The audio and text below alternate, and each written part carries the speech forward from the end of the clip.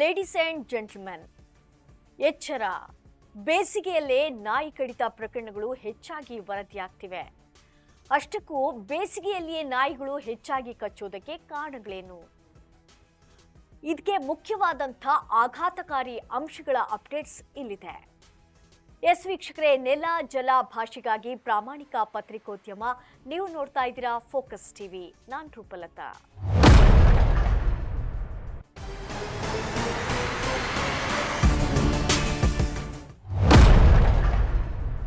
ಇತ್ತೀಚೆಗೆ ಭಾರತದಾದ್ಯಂತ ಬೀದಿ ನಾಯಿಗಳ ದಾಳಿ ಹೆಚ್ಚಾಗಿದೆ. ಅನೇಕ ಜನರು ತಮ್ಮ ಅಮೂಲ್ಯವಾದ ಪ್ರಾಣವನ್ನ ಕಳೆದುಕೊಂಡಿದ್ದಾರೆ. ನಾಯಿ ಕಡಿತವು ಭಾರತದಲ್ಲಿನ ಗಂಭೀರ ಆರೋಗ್ಯ ಸಮಸ್ಯೆಗಳಲ್ಲಿ ಒಂದಾಗಿದೆ. ಪ್ರತಿ ವರ್ಷ ಭಾರತದಲ್ಲಿ ರೇಬಿಸ್ನಿಂದ 18,000ದಿಂದ 20,000ದವರೆಗೂ ಸಾವುಗಳು ವರದಿಯಾಗ್ತಿವೆ. ಬೀದಿ ನಾಯಿಗಳು ಗುಂಪು ಗುಂಪಾಗಿ ದಾಳಿ ಮಾಡುವ ಪ್ರವೃತ್ತಿಯೂ ಕೂಡ ಇದೀಗ ಹೆಚ್ಚಾಗಿದೆ. ಋತುಮಾನದಲ್ಲಾಗುತ್ತಿರುವಂತಹ ಬದಲಾವಣೆಗಳು, ಹೆಚ್ಚಿನ ತಾಪಮಾನ, ಹೆಚ್ಚಿನ ಮಾನವ ಸಂಪರ್ಕ ಹಾಗೂ ನಾಯಿಗಳಲ್ಲಿನ ಒತ್ತಡದ ಮಟ್ಟಗಳು ಈ ದಾಳಿಗಳಿಗೆ ಮುಖ್ಯ ಕಾರಣಗಳಾಗಿವೆ ಎಂದು ತಜ್ಞರು ಸೂಚಿಸುತ್ತಾರೆ. ಮುಂಬರುವ ದಿನಗಳಲ್ಲಿ ಗುಂಪು ಗುಂಪಾಗಿ ಬೀದಿ ನಾಯಿಗಳ ದಾಳಿ ಹೆಚ್ಚಾಗ್ತದೆ ಮತ್ತು ಇದು ಸಾವಿಗೂ ಕೂಡ ಕಾರಣ ಆಗಬಹುದು ಎಂದು ತಜ್ಞರು ಎಚ್ಚರಿಕೆಯನ್ನ ನೀಡಿದ್ದಾರೆ. ಅಂದಹಾಗೆ ಬಿಸಿ ವಾತಾವರಣದಲ್ಲಿ ಬೀದಿ ನಾಯಿಗಳು ಕಚ್ಚುವಂತ ಪ್ರವೃತ್ತಿ ಹೆಚ್ಚಾಗ್ತದೆ ಎಂದು ಹಲವಾರು ಅಧ್ಯಯನಗಳು ತೋರಿಸಿವೆ.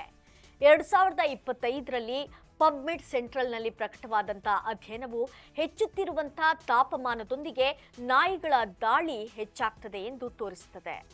2022ರ ಅಧ್ಯಯನವು ನಾಯಿ ನಡವಳಿಕೆಯ ಮೇಲೆ ಪ್ರಭಾವ ಬೀರುವಲ್ಲಿ ಪರಿಸರ ಅಂಶಗಳು ನಿರ್ಣಾಯಕ ಪಾತ್ರವನ್ನ ವಹಿಸುತ್ತವೆ ಎಂದು ಸೂಚಿಸುತ್ತದೆ.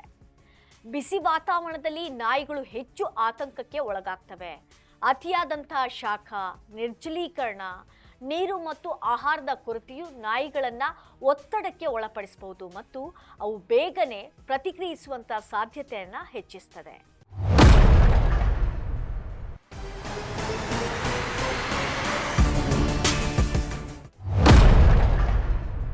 ಮನುಷ್ಯರಿಗಿಂತ ಭಿನ್ನವಾಗಿ ನಾಯಿಗಳು ತಮ್ಮ ದೇಹದ ಉಷ್ಣತೆಯನ್ನ ಪರಿಣಾಮಕಾರಿಯಾಗಿ ನಿಯಂತ್ರಿಸಲು ಸಾಧ್ಯ ಇಲ್ಲ. ಶಾಖಕ್ಕೆ ದೀರ್ಘಕಾಲದವರೆಗೆ ಒಡ್ಡಿಕೊಳ್ಳೋದ್ರಿಂದ ಆತಂಕ, ಕಿರಿಕಿರಿ ಮತ್ತು ಆಯಾಸ ಉಂಟಾಗ್ತದೆ. ಇದು ಹೆಚ್ಚಿದ ಆಕ್ರಮಣಶೀಲತೆಗೆ ಕಾರಣವಾಗಬಹುದು ಎಂದು ತಜ್ಞರು ಹೇಳಿದ್ದಾರೆ. ಇದಾಗಿತ್ತು ವಿಶೇಷ ವರದಿ.